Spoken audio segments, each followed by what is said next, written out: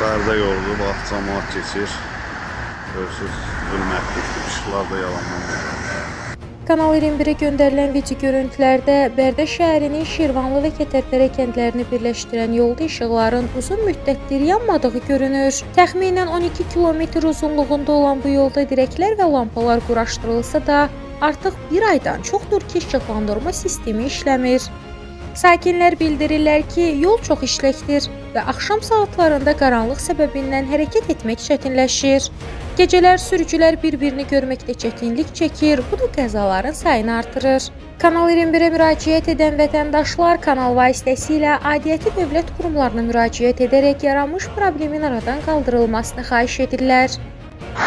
Bərdə yolu, bax, cəmaət keçir. Görürsünüz, zülmətlikdir, işıqlar da yalandan olur. Bərdə tərəfdir.